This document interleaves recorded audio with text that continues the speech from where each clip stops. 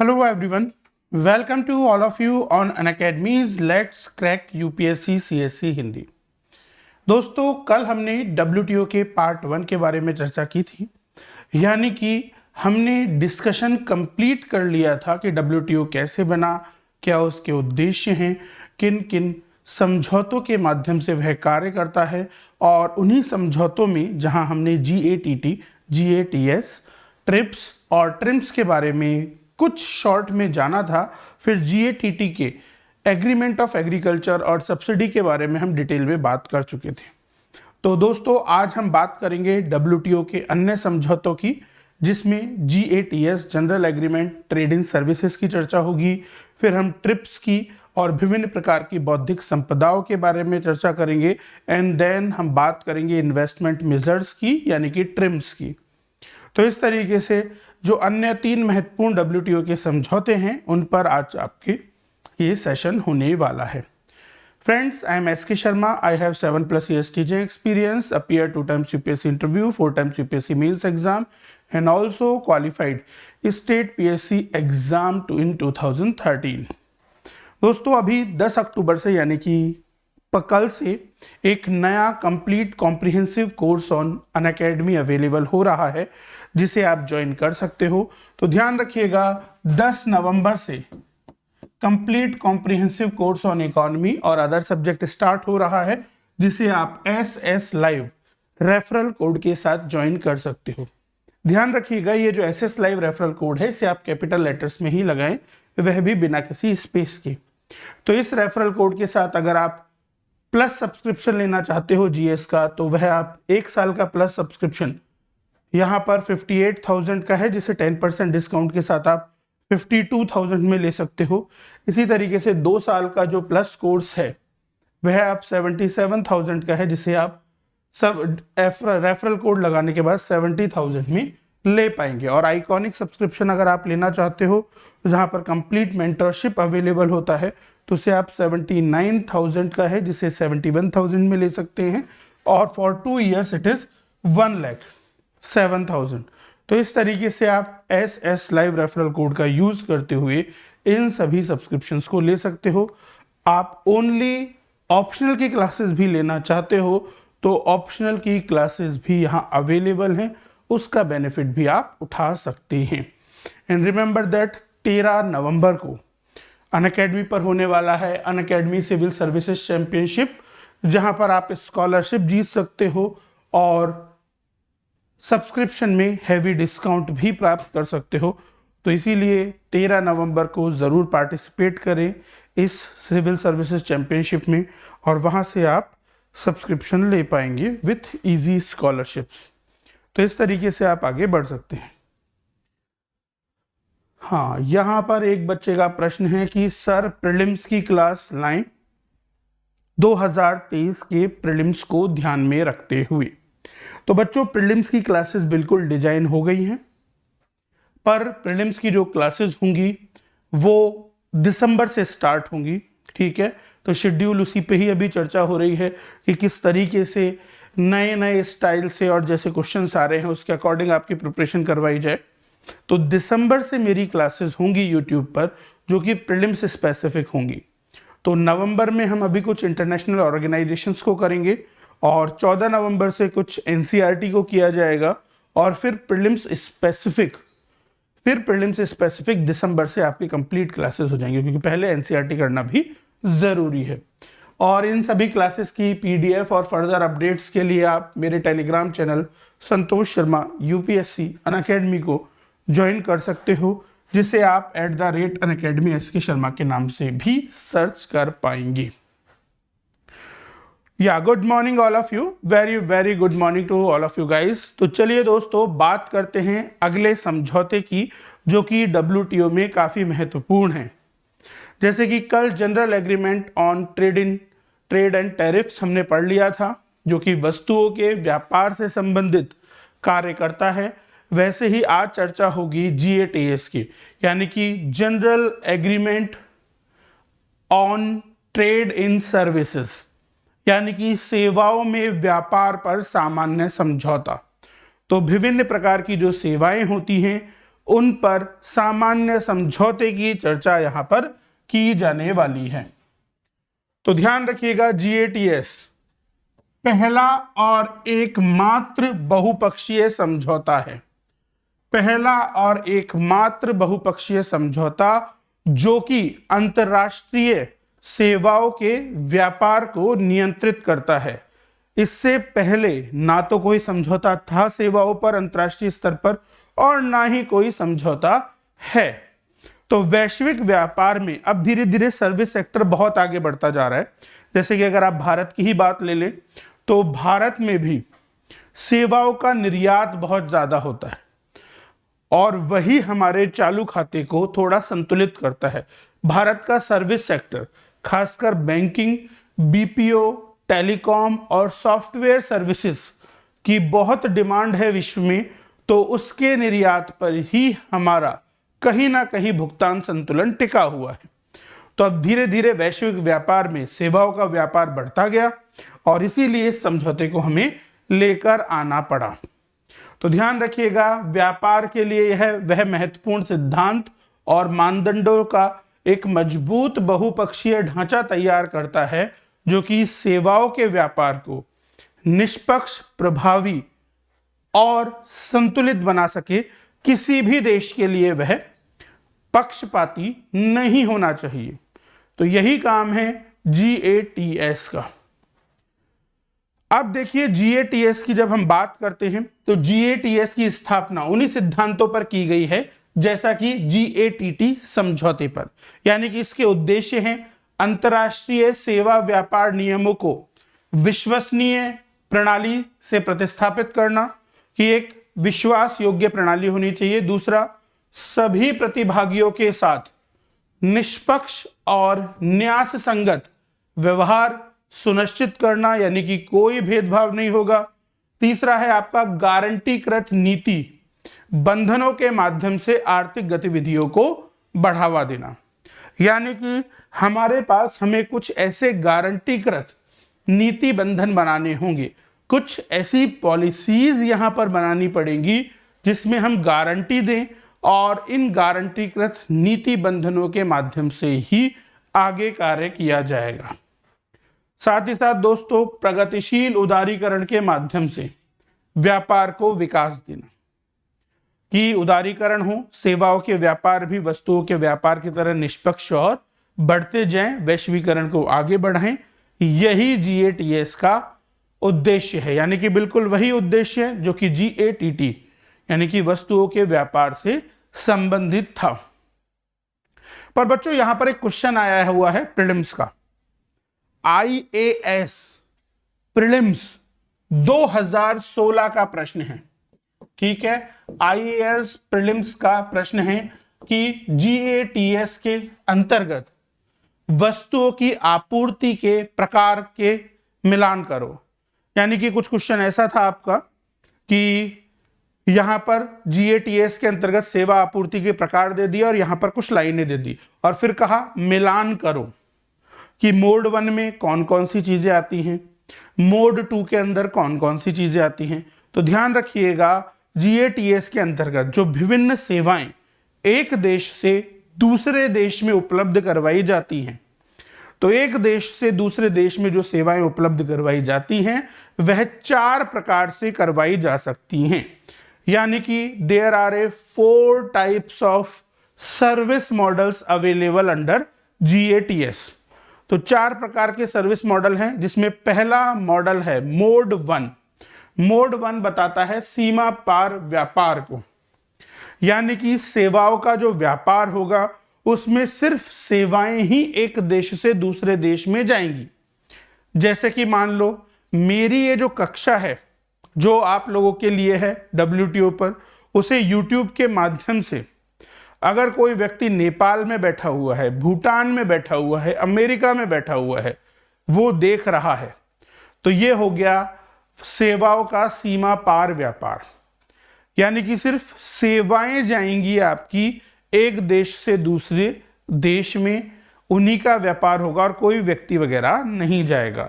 तो इसीलिए जो टेली एजुकेशन है, जो सीमा पार दूरस्थ शिक्षा है, वह सीमा पार व्यापार यानी मोड 1 वाला व्यापार है।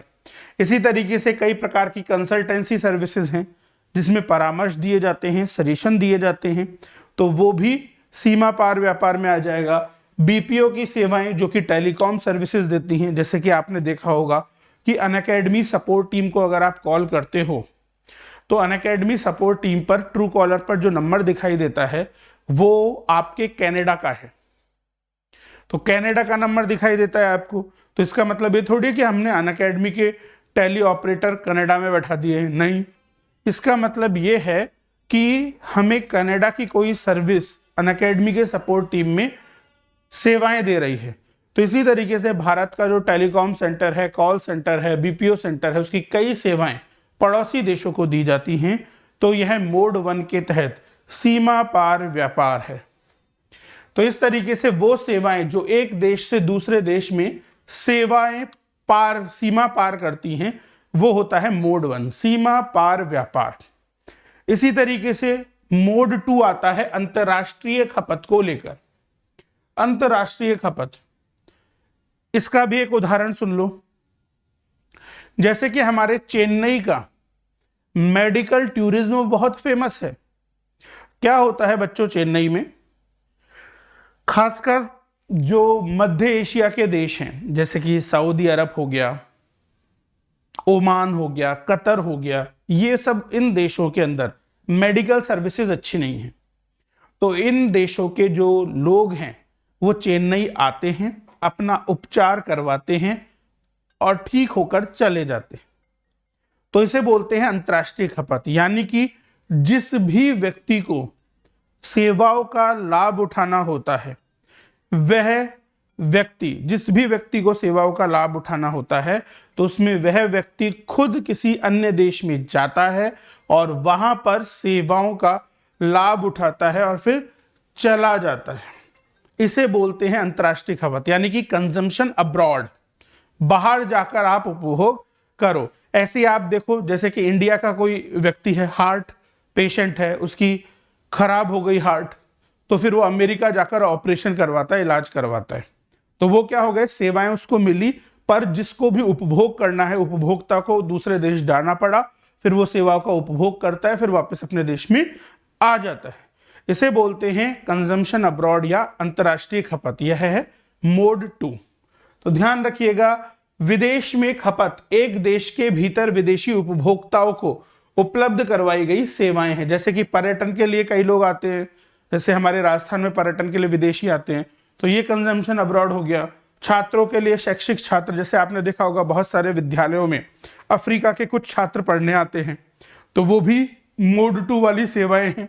और मेडिकल टूरिज्म यानी कि चिकित्सा उपचार, यह भी अंतर्राष्ट्रीय खपत है, यानी कि मोड 2 है। अब बच्चों बात हो जाए थोड़ी सी मोड 3 की। मोड 3 बात करता है कमर्शियल प्रेजेंस की, यानी कि वाणिज्यिक उपस्थिति की। उदाहरण समझो इसका, अमेजन का नाम सभी ने सुना होगा। तो मान लीजिए अमेजन की कंपनी खुद इंडिया नहीं आती है, मतलब अमेजन का जो सीईओ है जेफ बेजोस, शायद आप लोगों को नाम पता हो, तो अमेरिका का जो जेफ बेजोस है, अमेजन की कंपनी का जो एमडी है, सीईओ है, वो खुद इंडिया नहीं आता है, बट वो इंडिया के किसी व्यक्ति से या किसी फर्म से कांटेक्ट करता है, उस कंपनी में कुछ पैसे लगाता है, फिर अमेजन की एक ब्रांच इंडिया में खुलती है और फिर अमेजन का मार्केट चालू हो जाता है। यानी कि कोई भी विदेशी ऐसी संस्था जो कि वाणिज्यिक रूप से किसी अन्य देश में उपस्थित होकर सेवाएं प्रदान करती है, वह मोड 3 के तहत वाणिज्यिक उपस्थिति कहलाती है। जैसे कि अमेजन का ऑफिस मान लो दिल्ली में खुला हुआ है हमारे, तो दिल्ली में जो ऑफिस है उसके अंदर कोई विदेशी काम नहीं कर रहा, सब भारतीय लोग हैं, बट है कंपनी विदेशी। तो ऐसे वाणिज्यिक उपस्थिति के माध्यम से भी क्या होता है, सेवाओं का व्यापार होता है, और इसे मोड 3 सर्विसेज कहा जाता है। तो ध्यान रखिएगा, वाणिज्यिक उपस्थिति एक विदेशी संस्था द्वारा प्रदान की गई सेवाएं हैं जो किसी अन्य देश में व्यवसायिक रूप से उपलब्ध करवाई जाती हैं। जैसे कि हमारे इंडिया में कई विदेशी बैंक हैं, वेस्टर्न यूनियन का नाम सुना हो आपने, स्टैंडर्ड्स बैंक ऑफ सिंगापुर का नाम सुना हो आपने। ऐसे बहुत सारे होटल हैं जिनकी चेन इंडिया में उपस्थित है। आपने शायद नाम सुना हो मैरिएट होटल का, होटल प्राइम का। ये सब विदेशी फेमस होटल्स की ब्रांच है। तो ये सब क्या हो गई, वाणिज्यिक उपस्थिति कहलाती है। तो it should be remember. And guys, 4th number का जो सेवाओं का व्यापार होता है वो है मोड 4, जिसमें प्राकृतिक व्यक्ति उपस्थित हो जाता है। यानी कि एक देश का व्यक्ति दूसरे देश में खुद जाएगा, खुद अपनी सेवाएं देगा और वहां पर फिर सेवाओं का उपभोग होगा।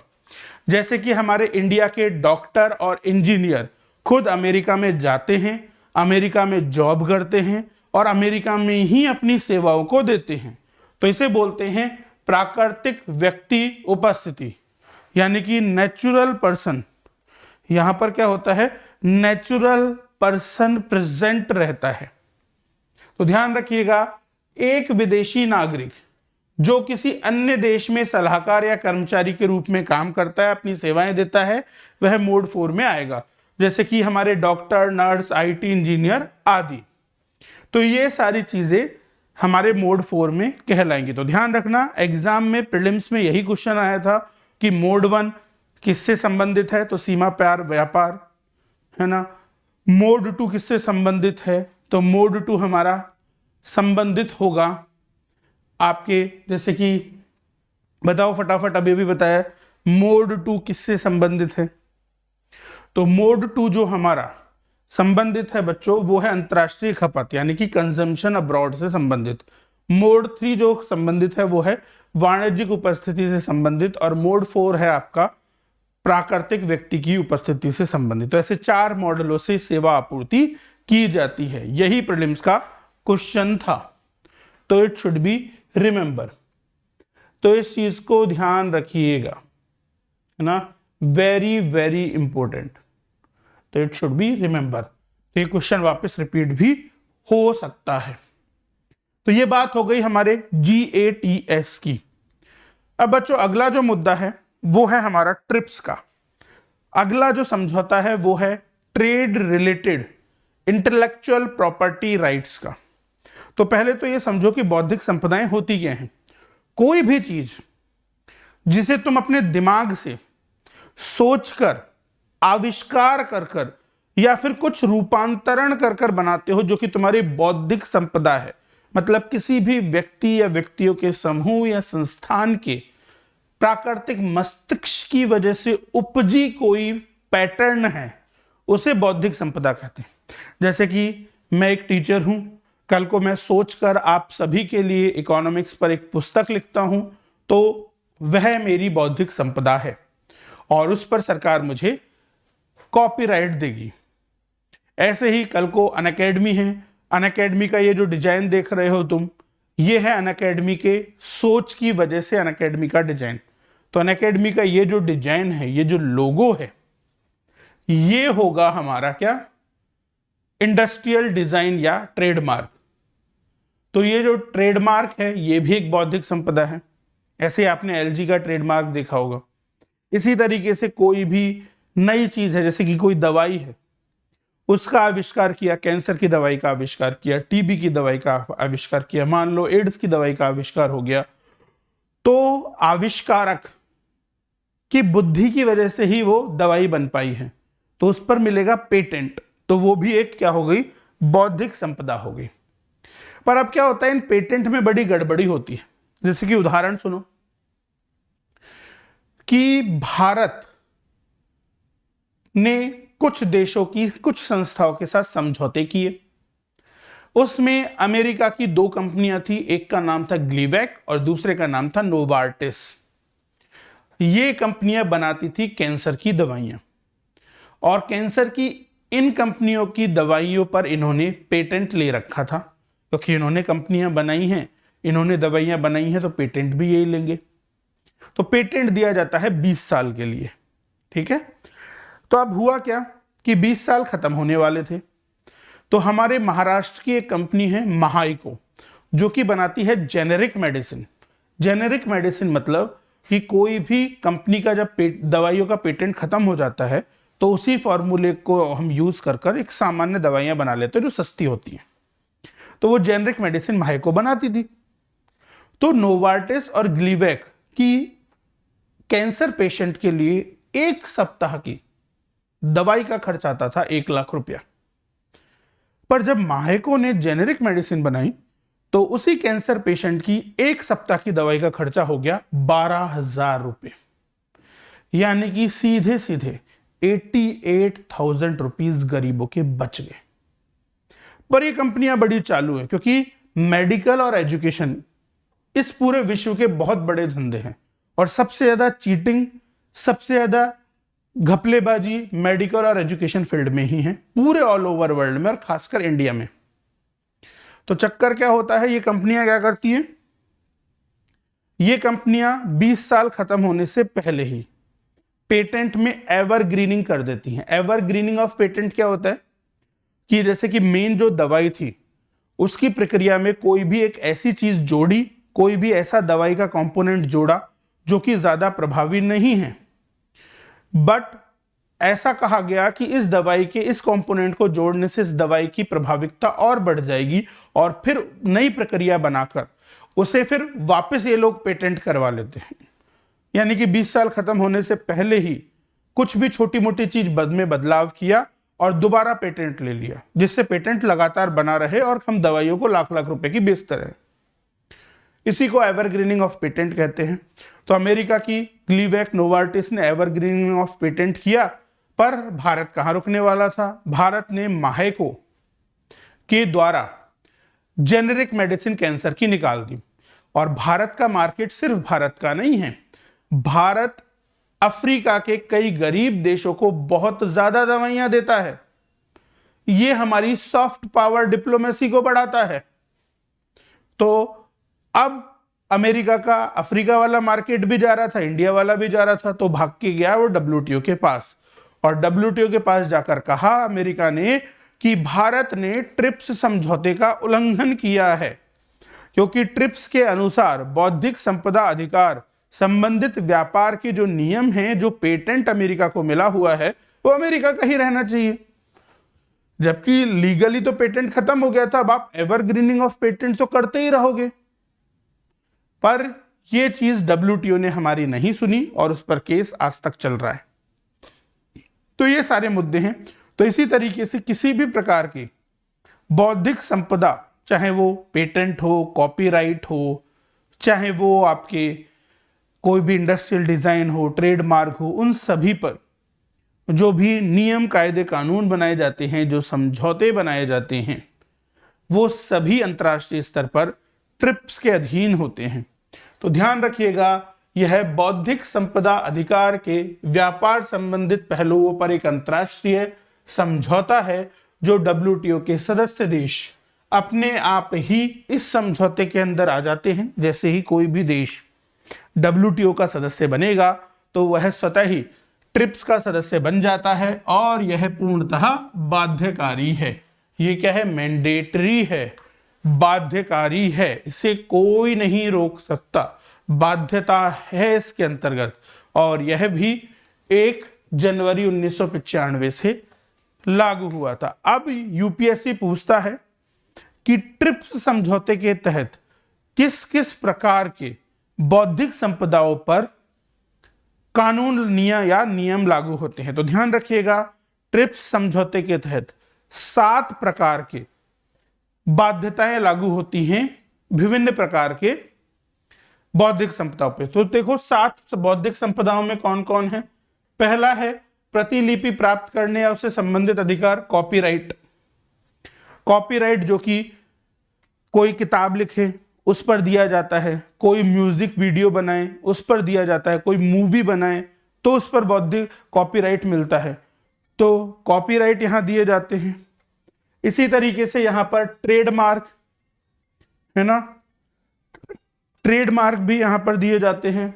तीसरा आपको जो भौगोलिक उपदर्शन है, जियोग्राफिकल इंडिकेशन जो है, वह भी इसमें दिया जाता है आपको।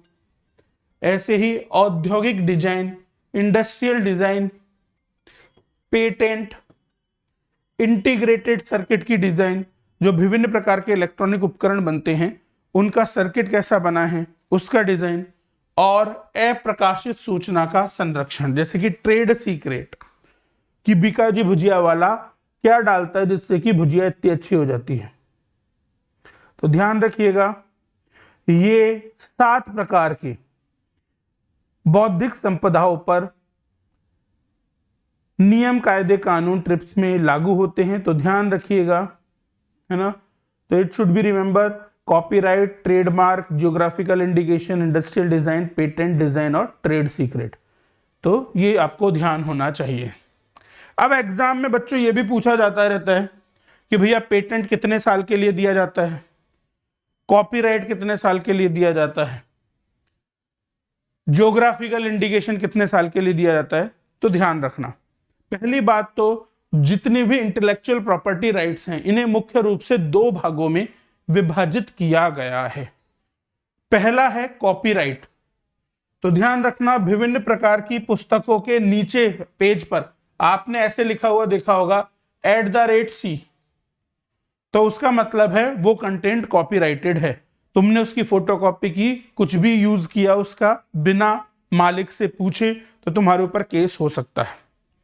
और दूसरा IPR होता है औद्योगिक संपदा। औद्योगिक संपदा के अंदर 2 प्रकार की चीजें आती हैं। एक आता है प्रोटेक्शन ऑफ डिस्टिंक्टिव साइंस, जिसमें भौगोलिक संकेतक और ट्रेडमार्क आते हैं, और एक आते हैं औद्योगिक डिजाइन और ट्रेड सीक्रेट, जिसके अंदर पेटेंट आएगा, विभिन्न प्रकार की औद्योगिक डिजाइनें आएंगी और ट्रेड सीक्रेट आएगा। तो इस तरीके से ये चीजें देखी जाती हैं। तो सबसे पहले बात करते हैं पेटेंट की। तो पेटेंट क्या होता है? जब भी किसी प्रक्रिया को तुम नई विधि से आविष्कार करो तो उसे कहते हैं पेटेंट। तो ध्यान रखना, जब भी किसी आविष्कार के द्वारा नया कोई प्रोडक्ट बनाया जाए या फिर किसी प्रोडक्ट को बनाने की नई प्रक्रिया का आविष्कार हो तो उस पर पेटेंट दिया जाता है। यह 20 साल के लिए दिया जाता है। कितने साल के लिए? 20 ईयर्स के लिए यह दिया जाता है। भारत के अंतर्गत इसे पेटेंट्स एक्ट 1970 के द्वारा दिया जाता है और भारत में इसे देने के लिए है हमारा DPIIT, यानी कि department for promotion of industries and internal trade, जो कि हमारे वाणिज्य एवं उद्योग मंत्रालय के अंतर्गत आता है। 20 वर्ष के लिए यह दिया जाता है। दूसरा बौद्धिक संपदा है कॉपीराइट। कॉपीराइट हमेशा किताबों को लिखने के लिए, किसी भी प्रकार के कलात्मक कार्य के लिए, चाहे वो सिंगिंग हो, कोई गाना गाया हो किसी ने, या कोई आपका म्यूजिक वीडियो हो, एल्बम हो, फिल्म हो, इन सब पर दिया जाता है। तो यह दिया जाता है 60 साल के लिए। कितने टाइम के लिए? कॉपीराइट 60 वर्ष के लिए दिया जाता है। और भारत में इसके लिए है कॉपीराइट अधिनियम 1957, और इसे हमारा MHRD देता था, जिसका नाम अब एजुकेशन मंत्रालय हो गया है, शिक्षा मंत्रालय, जिसका नाम पहले मानव संसाधन मंत्रालय था। तो 60 वर्ष के लिए मिलेगा आपको कॉपीराइट। तीसरी चीज है ट्रेडमार्क। जैसे कि अनअकैडमी का ये साइन ट्रेडमार्क है, लेट्स क्रैक इट हमारा ट्रेड स्लोगन है। ऐसे ही LG का साइन है, LG वाला, और नीचे लिखा रहता है लाइफ्स गुड। एडिडास का वो 3 लाइनें हैं, नाइकी की राइट का निशान है। तो ये सब क्या है? ट्रेडमार्क है। तो ट्रेडमार्क पर 10 वर्ष के लिए, ध्यान रखिएगा, ट्रेडमार्क पर 10 साल के लिए, ट्रेडमार्क पर क्या होता है? 10 साल के लिए आपको बौद्धिक संपदा मिलती है। यह भी DPIIT डिपार्टमेंट के अंतर्गत है और भारत में इसमें ट्रेडमार्क्स अधिनियम 1999 के तहत दिया जाता है। फिर आते हैं भौगोलिक संकेतक। भौगोलिक संकेतक क्या होते हैं? कोई भी ऐसे उत्पाद जो अपनी विशिष्ट भौगोलिक उपस्थिति की वजह से ही फेमस होते हैं, जैसे कि बीकानेरी भुजिया। बीकानेर के अंदर ऐसी जलवायु मिलती है जिससे उस भुजिया का टेस्ट वैसा हो जाता है, तो बीकानेरी भुजिया को हमने भौगोलिक संकेतक दे दिया। इसी तरीके से आपके जयपुर की ब्लू पॉटरी, वो भौगोलिक संकेतक है। ऐसे ही आगरा का पैंठा, बनारस की साड़ी, आंध्र प्रदेश की कलमकारी, ये सब क्या है? भौगोलिक संकेतक हैं। तो इन भौगोलिक संकेतकों को भी 10 वर्ष के लिए दिया जाता है। तो यह भी क्या होती हैं, 10 ईयर्स के लिए मिलती हैं।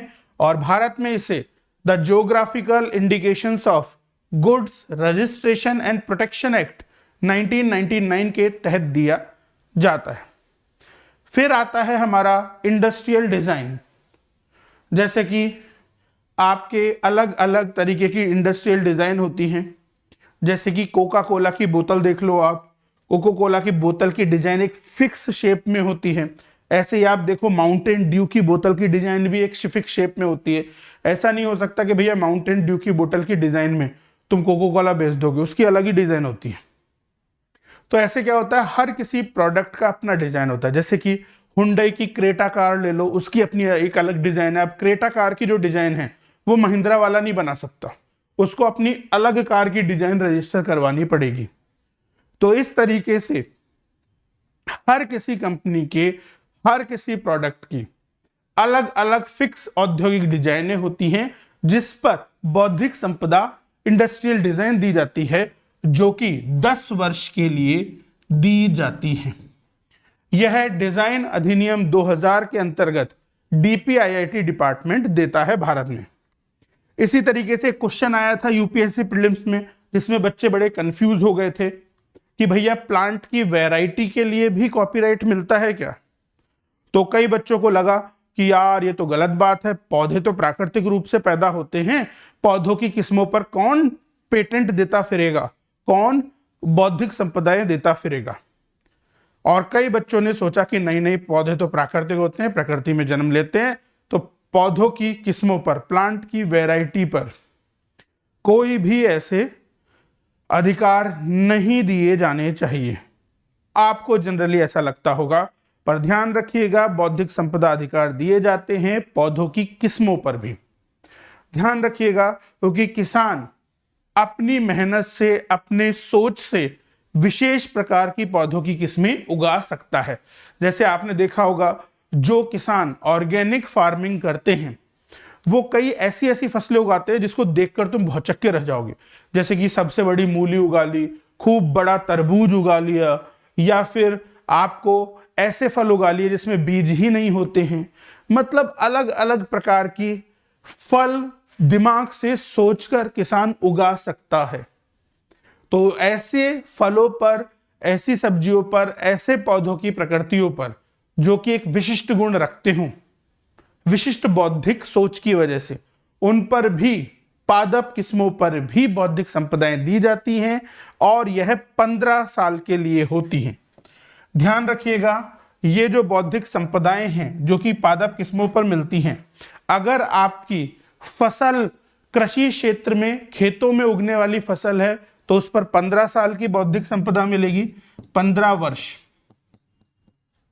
और अगर आपने कोई वृक्ष उगाया है तो वृक्षों पर 18 साल के लिए बौद्धिक संपदा मिलेगी। तो इट शुड बी रिमेंबर, ध्यान रखिएगा, पादप किस्मों पर अगर फसल है कोई तो उस पर 15 साल के लिए बौद्धिक संपदा, और अगर कोई वृक्ष उगाया है तो उसके पर 18 साल के लिए बौद्धिक संपदा मिलेगी। और इसे देने वाला मंत्रालय होगा हमारा कृषि मंत्रालय, जो कि protection of plant varieties and farmers right act 2001 के तहत दिया जाएगा। तो याद रखिएगा, पेटेंट 20 साल के लिए, कॉपीराइट 60 साल के लिए, पादपों की किस्म 15 साल के लिए फसल के लिए, और 18 साल वृक्षों के लिए, बाकी सब 10-10 वर्ष के लिए दिए जाते हैं। तो इन्हें बोलते हैं बौद्धिक संपदाएं। तो इट शुड बी रिमेंबर। और पादप किस्मों में ही बच्चे गड़बड़ करते हैं, एग्जाम में भी बच्चों ने पादप किस्मों पर ही गड़बड़ की थी, तो आप लोग इसे मत कीजिएगा। क्लियर है गाइस? तो इसी के साथ हमारा ट्रिप्स होता है समाप्त, कि ट्रिप्स में कौन कौन और क्या क्या होती हैं बौद्धिक संपदाएं। अब बच्चों चर्चा होगी ट्रिम्स पर। ट्रिम्स क्या है? यानी कि trade related to investment measures, यानी कि व्यापार संबंधी निवेश उपाय। कोई भी एक देश की कंपनी या कुछ व्यक्ति किसी दूसरे देश में अगर निवेश करते हैं तभी तो व्यापार बढ़ेगा। सिंपल सी बात है, अगर भारत के अंदर कंपनियां एफडीआई लेकर आए ही नहीं, अगर भारत के अंदर कंपनियां एफडीआई लेकर आएंगी ही नहीं, तो फिर पैसा भारत में नहीं आएगा, और अगर पैसा भारत में नहीं आता है तो फिर हम आगे कैसे बढ़ेंगे। तो इसीलिए पैसा भी भारत में आता रहे, हम भी उत्तरोत्तर विकास करते रहें, इसके लिए अत्यंत आवश्यक है कि हम क्या करें, अत्यंत आवश्यक है कि हमें निवेश मिले। अब निवेश मिले तो भाई अगले को कोई ना कोई सिक्योरिटी भी चाहिए, कि मान लो कि हमारा कोई अमेरिका का आदमी है वॉटसन, उसने यूपी के अंदर जाकर किसी कंपनी में एफडीआई के माध्यम से निवेश कर दिया, यहां पर 10 दिन बाद ही यूपी के राजा भैया तमंचा लेकर आ गए, और तमंचा लेकर जैसे ही यूपी के राजा भैया आए तो सारे भैया वॉटसन के प्रॉपर्टी को त्रस्त कर दिया, लूट लाट कर ले गए। तो उसमें कौन जिम्मेदार होगा? फिर तो कभी वॉटसन आएगा ही नहीं यूपी और इंडिया में एफडीआई लेकर। तो कोई ना कोई गारंटर तो चाहिए ना कोई तो समझौता ऐसा होना चाहिए जो वॉटसन के निवेश की रक्षा कर सके, चाहे वो एफडीआई के थ्रू हो, एफपीआई के थ्रू हो, या फिर किसी अन्य समझौते के माध्यम से हो, या फिर किसी एक देश ने कोई विशेष निवेश संधि कर रखी हो दूसरे देश के साथ, या फिर कोई किसी देश ने बहुपक्षीय निवेश संधि कर रखी हो, या कोई मुक्त व्यापार समझौता हो। तो कोई भी निवेश संबंधित कार्य जो कि व्यापार को आगे बढ़ाएंगे, उसमें कोई भी राजनीतिक, घरेलू, युद्ध या किसी भी प्रकार की समस्याएं हैं, तो उसमें निवेश का रिटर्न कैसे मिलेगा, किन उपायों से मिलेगा, वो सब डब्ल्यूटीओ के ट्रिम्स के अंतर्गत देखे जाते हैं। तो ध्यान रखिएगा, व्यापार से संबंधित निवेश उपायों पर ट्रिम्स समझौता किया गया है, और यह निवेश से संबंधित उपायों को नियंत्रित भी कर सकते हैं, और जरूरत पड़ने पर उन्हें मोड़ सकते हैं, यानी कि परिवर्तित भी कर सकते हैं। डब्ल्यूटीओ के सदस्य किसी भी ऐसे उपायों को लागू नहीं कर सकते हैं जो मात्रात्मक प्रतिबंधों को अलग करता है। ठीक है, कोई भी डब्ल्यूटीओ का सदस्य कोई भी ऐसा प्रतिबंध नहीं लगा सकता जो कि मात्रात्मक प्रतिबंधों को अलग करता हो, यानी कि आप कोई भी ऐसे बहुत ज्यादा टैरिफ या फिर कोई भी ऐसे मात्रात्मक प्रतिबंध नहीं लगाओगे जो कि निवेश को आने से ही रोक दे, या फिर किसी विशेष प्रकार के निवेश को आगे बढ़ने का मौका दे। तो एक रेस्ट्रिक्शन यहां पर होना चाहिए।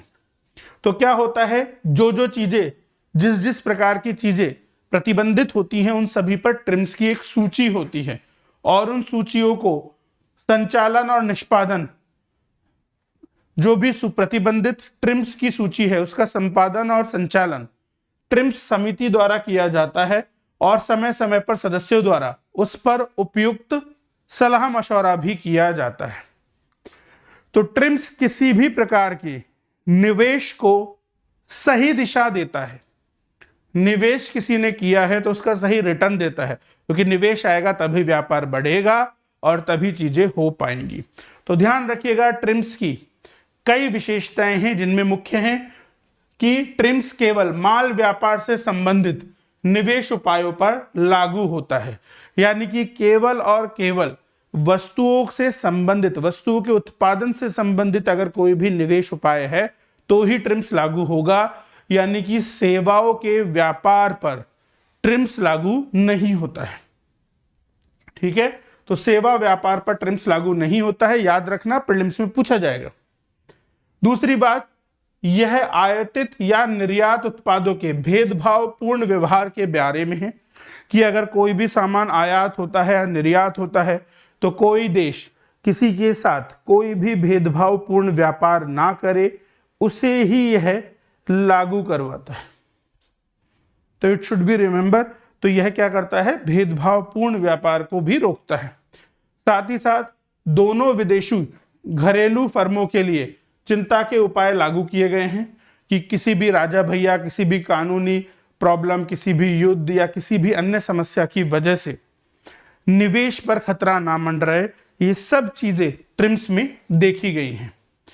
और ध्यान रखिएगा कि जो विभिन्न प्रकार की वस्तुओं के व्यापार हो रहे हैं उसमें सभी देश, खासकर विकासशील, विकसित और अल्प विकसित देशों की उन्नति के स्तर अलग अलग हैं।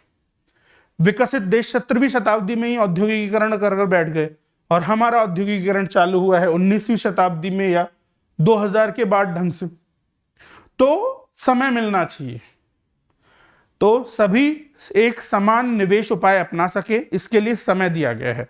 जैसे कि विकसित देशों के मामले में 2 साल की संक्रमणशील अवधि है, विकासशील देशों के लिए 5 साल की संक्रमणशील अवधि है, और लीस्ट डेवलप्ड कंट्रीज यानी कि अल्प विकसित देशों के लिए 7 साल की संक्रमणशील अवधि है।